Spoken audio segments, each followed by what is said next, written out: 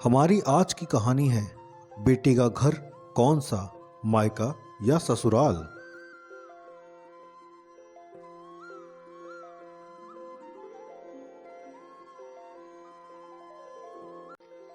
शाम होने के साथ ही घर जाने का वक्त हो चला था।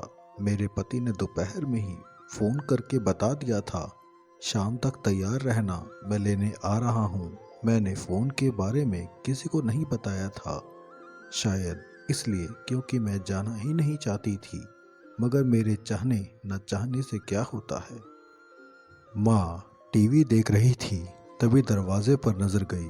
नमस्ते, आ जाओ, अंदर आओ।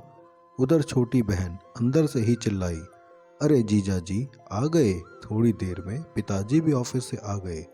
माँ चाय पानी के साथ खातिरदारी करने लगी।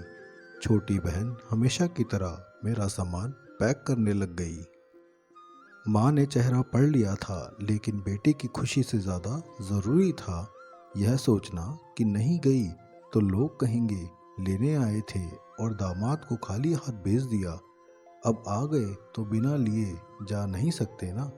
शादी को 2 साल से ऊपर हो गए, लेकिन अभी भी ससुराल पराया ही लगता है और पति भी। समझ नहीं आता, मायके में बोलते हैं अब यह तेरा घर नहीं, ससुराल ही तेरा घर है। फिर ससुराल में भी तो मेरे साथ पराये जैसा व्यवहार किया जाता है। वहाँ भी मुझे अपना नहीं समझते। मैं दूसरे घर की बेटी हूँ। ये सवाल आज भी मन में है कि मेरा घर कौन सा है। मायके और ससुराल के बीच 20 मिनट का ही फासला है। ससुराल पहुंचकर फ़ोन किया कि पहुंच गई, तब बहन ने बताया माँ बहुत रो रही थी कि बेटी पिताजी के पाँव नहीं छूकर गई। बहन ने बोला भूल गई होगी। मैंने भी बहन को सच नहीं बताया, बस बोल दिया, गुस्से में थी और फिर से मन की बात मन में ही रह गई। अब उसे कैसे बताती कि पाँव छूने के लिए अगर मैं झुकती तब पिताजी मेरे सर पर आशीर्वाद देने के लिए हाथ रखते, और जैसे ही वो हमदर्दी भरी नज़रों से मुझे देखते, मेरे मन के अंदर जो सवाल थे वह इन आँखों से आंसू बनकर बहने लग जाते। उनके सामने कमज़ोर नहीं पड़ना चाहती थी, क्योंकि मैं कमज़ोर पड़ गई तो उनका क्या होगा। मैं आखिरकार घर की बड़ी बेटी हूँ, शायद इसलिए अपने आंसुओं को मैंने गुस्से का रूप देना उचित समझा और भारी मन के साथ ससुराल आ गई। फ़ोन काटने के बाद फिर से सवालों में उलझ गई। आखिर क्यों मुझे न चाहते हुए भी घर छोड़कर जाना पड़ता है? क्यों मुझे अपने माँ बाप से मिलने के लिए किसी और से पूछना पड़ता है? क्यों अब मेरे खुद के फैसले लेने के लिए माँ बाप नहीं बल्कि पति से पूछना पड़ता है?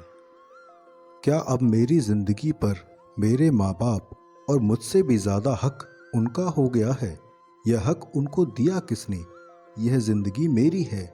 हमारे संविधान ने भले ही हमें स्वतंत्रता का मौलिक अधिकार दिया हुआ है, लेकिन लड़की होने के कारण हमसे समाज ने शायद ये अधिकार भी छीन लिया है। पिताजी से बस यही शिकायत है कि 23 साल की उम्र तक जब आपने अपने फैसले खुद लेना सिखाया था और साथ ही साथ तमाम तरह की आज़ादी भी दी थी, फिर अब क्या हो गया? अब मेरी ज़िंदगी का मालिक कोई और कैसे हो गया, जबकि इतना हक तो कभी आपने भी नहीं जताया। आखिर क्यों इतना पराया कर दिया? क्यों मेरे गुस्से के अंदर के दर्द को नहीं पहचान पाए? मुझे आपकी दुआ और आपका साथ भी चाहिए, जैसे हमेशा आप देते आए हो। आपके बिना मैं इस समाज से तो क्या, अपने आप से भी नहीं लड़ सकती। आशा करता हूँ आपको आज की कहानी पसंद आई होगी। कृपया मुझे सपोर्ट करें, मेरे चैनल को सब्सक्राइब करें, लाइक करें, कमेंट करें। धन्यवाद।